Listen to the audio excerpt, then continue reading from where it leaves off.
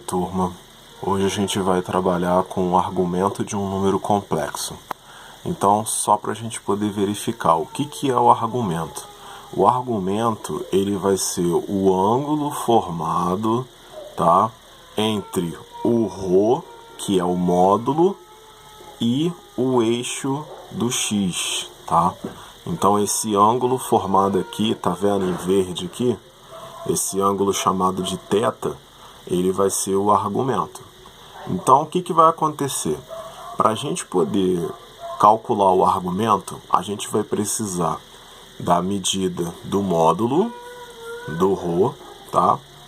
E vamos precisar também calcular o cosseno do ângulo e o seno do ângulo. E como que a gente vai fazer isso? Para a gente poder calcular o cosseno do ângulo θ, a gente vai precisar do A, do número complexo, e dividir ele pelo ρ, que é o módulo.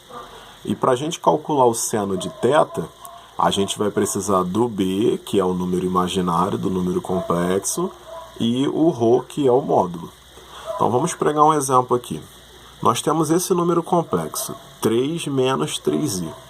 Então, o primeiro passo é identificar quem é A e quem é B. Então, nós temos aqui o número 3 menos 3i. O meu A é o 3, que é o número que não tem i. E o B é o menos 3, que é o número que tem o i, certo?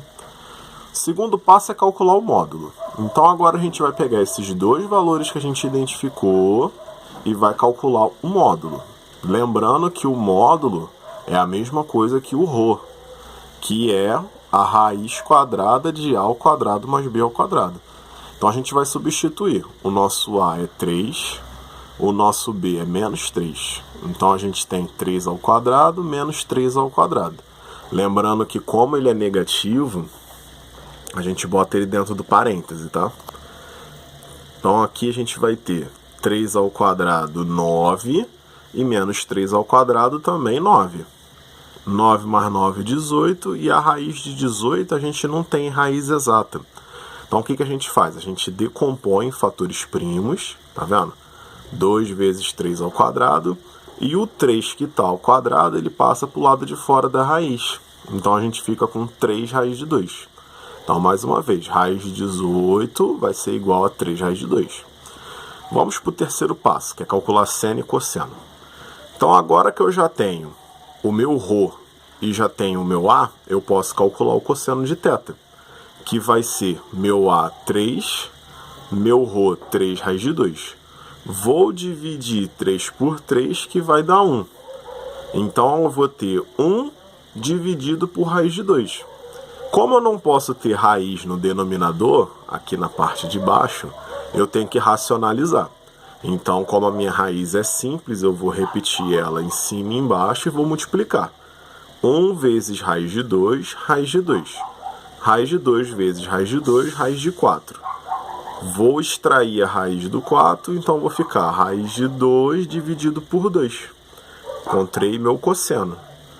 Vou calcular o meu seno de maneira semelhante. Então, eu tenho meu B dividido pelo meu ρ. Então, meu B é menos 3, meu ρ é 3 raiz de 2. Vou dividir menos 3 por 3, que vai dar menos 1, dividido por raiz de 2. Mais uma vez, não posso ter raiz no denominador. Como a minha raiz é simples, eu vou racionalizar repetindo ela em cima e embaixo.